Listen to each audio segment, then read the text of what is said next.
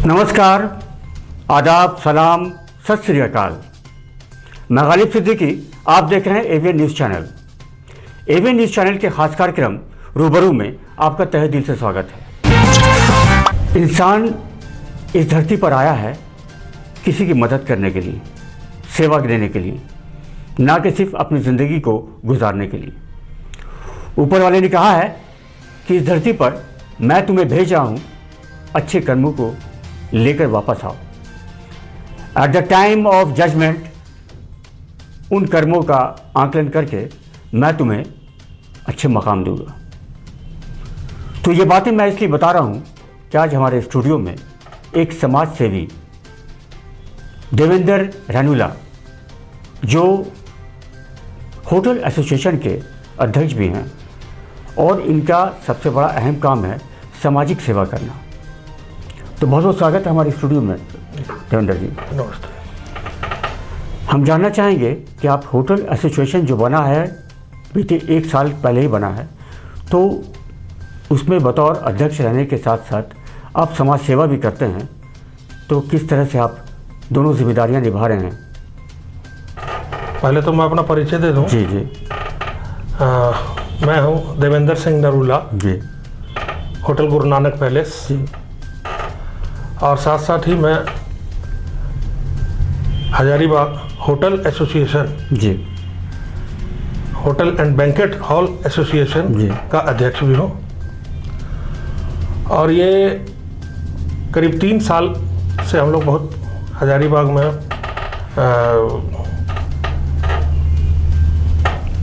लगे हुए थे कि हमारा एक हजारीबाग में एसोसिएशन, होटल एसोसिएशन बने।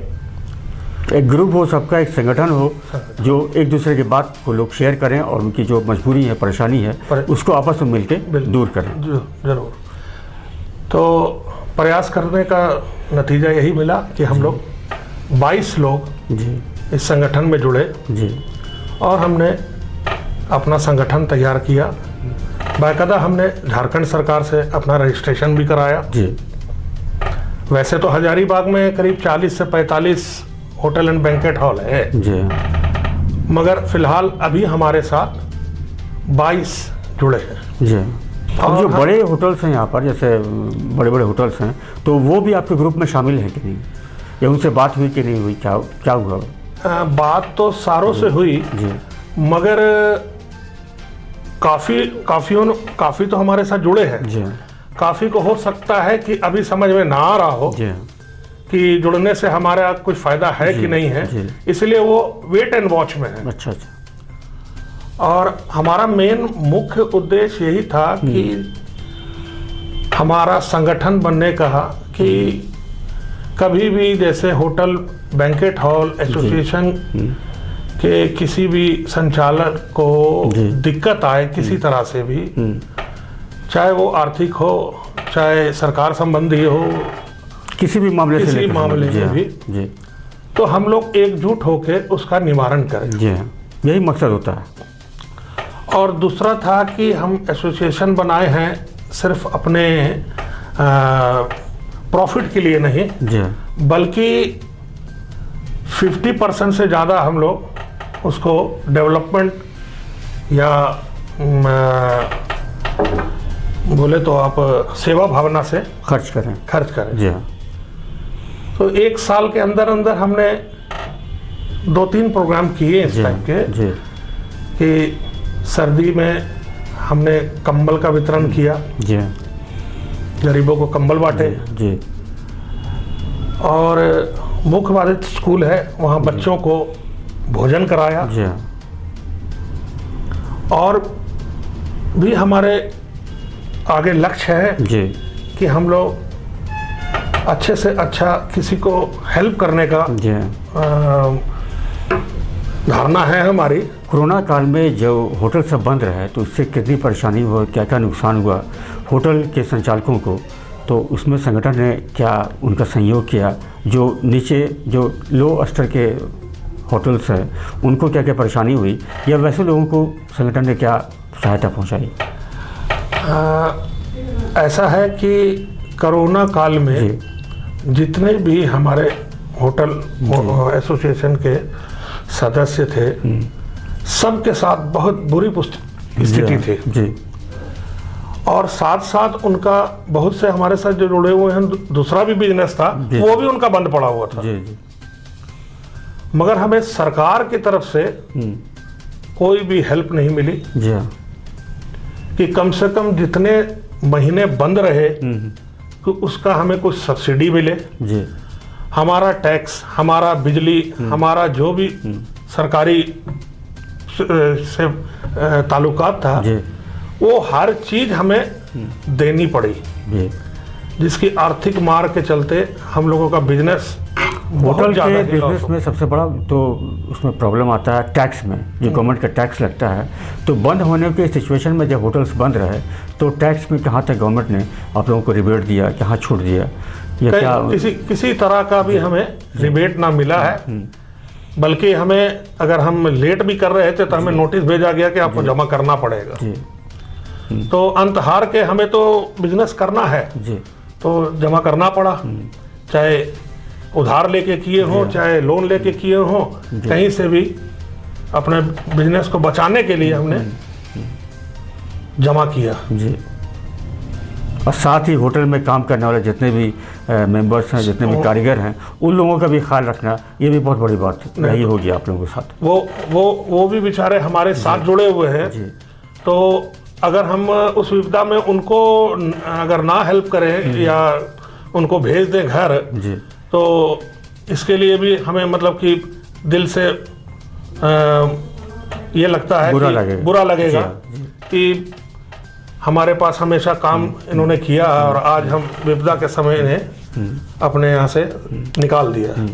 समाज सेवी होने के नाते अब आप क्या चाहते हैं कि होटल के अभी जो लॉसेस हुए हैं, होटल को जो लॉस हुआ है, बहुत बड़ा लॉस हुआ है, 2 साल में जो होटल बंद रहे हैं, अब जो है खुल रहा है, तो कितनी उम्मीदें हैं और क्या आपका संगठन जो है कैसे आगे उन लोगों की मदद करेगा और क्या क्या समाज सेवा के लाइन में क्या क्या करने वाले हैं आप? देखिए, आगे तो हम लोग भगवान से यही मनाते हैं कि इस तरह का कोई विपदा ना आए जी, कि हम 2 साल की जो लॉकडाउन की मार झेल चुके हैं जी, उसको हमें पूरा करने में कम से कम 10 साल लगेगा जी। और अब भगवान से यही प्रार्थना है कि ऐसा फिर दोबारा कुछ ना हो, कि हमारा रोजी रोटी चलता रहे और हम मिलजुल के समाज सेवा भी करते रहे। कि किसी तरह का पर्व त्यौहार है या किसी गरीब को किसी चीज़ की भी ज़रूरत है, अगर हमारे कान में पड़ती है तो हम ज़रूर उसके लिए तैयार हैं। तो देवेंद्र जी, आपने देखा होगा कि लॉकडाउन में बहुत सारे ऐसे घर के गरीबों को देखा होगा आपने, जिनके पास खाने का भी मुहैया नहीं था, सामान भी मुहैया नहीं था, पैसे तो बहुत दूर की बात है। तो वैसे दौर में भी आपको देखा गया है कि आपने उन लोगों को जाके खाना पहुंचाया है, तो ये बहुत ही बड़ी बात है। हम लोग जो है इस बात की आपके खैर मकदम करते हैं, बहुत ही शुक्रगुजार हैं आपके, कि आपको कैसा महसूस होता है इस तरह का सेवा करते हुए? देखिए, जिस मैं कौम से आता हूँ, मैं अपने पर्सनल कहता हूँ कि हमारे में है कि लंगर सबसे बड़ी प्रथा है हम लोगों में। बिल्कुल, हाँ, देखा गया, हमेशा होता है ऐसा। तो गुरु नानक देव जी का उपदेश था, कीरत करो जी, नाम जपो और वंड छको। जी हाँ। वंड छको का मतलब हो गया कि अगर आप कुछ आपके पास भगवान ने कुछ दिया है, आप खा रहे हो, तो भूखे को कम से कम साथ में खिलाओ। तो हम भी यही प्रयास में रहते हैं कि कोई भूखा ना रहे। अगर मेरे नज़र में कोई आ जाता है वैसा, तो जल्दीबाजी में मैं कोशिश करता हूँ कि पैसे ना देके इनको कुछ मैं भोजन करवाऊँ जी, चाहे मैं जिस रूप से करता हूँ, मैं जरूर करता हूँ। होटल के अध्यक्ष होने के नाते, होटल एसोसिएशन के जो अध्यक्ष हैं उसको होने के नाते जो है, मीटिंग की व्यवस्था कब करते हैं, कब मीटिंग करते हैं और क्या क्या उसमें प्लानिंग करते हैं आपके आगे आने वाले दौर में, जो अब नया जो खुल गया है होटल सब, तो उसमें क्या क्या नए रूल्स और नए जो है ऐड करेंगे आप, जिससे होटल के संचालकों को फ़ायदा पहुंचेगा? हमारी मीटिंग जहाँ तक बात है, उसका कोई टाइम लिमिट तो नहीं है, जी हाँ। मगर फिर भी हम कोशिश करते हैं कि महीने 1.5 महीने 45 दिन के जी अंदर हाँ। एक हम लोग बैठक करें और सारे जितने सदस्य हैं उनकी राय ले, कि ताकि हमारा एसोसिएशन जो है वो चलता रहे। और दूसरा है कि बहुत सी ऐसी राय आती है जी हाँ। जिसको बहुत लोगों को पता भी नहीं रहता है कि ऐसी घटना भी हो सकती है। तो ये चर्चा करने से कम सबको ये मालूम हो जाता है कि हम लोग को कहाँ कहाँ कैसे कैसे हर कार्य को करना है। अच्छा, बैंक्वेट्स को और होटल्स को दोनों को एक साथ जोड़ा गया है या फिर दोनों का जो है अलग कुछ हिसाब किताब है? होटल में था कि अगर आपके यहाँ एक रूम में 2 लोग रहते हैं तो आप एक पर्सन में रूम दे सकते हैं। एक लिमिट तय था। हाँ। और फर्स्ट लॉकडाउन जो लगा था उसमें बैंकेट को 50% मात्र 50 आदमियों की परमिशन मिली थी, वो भी डीसी के आदेश लेने के बाद।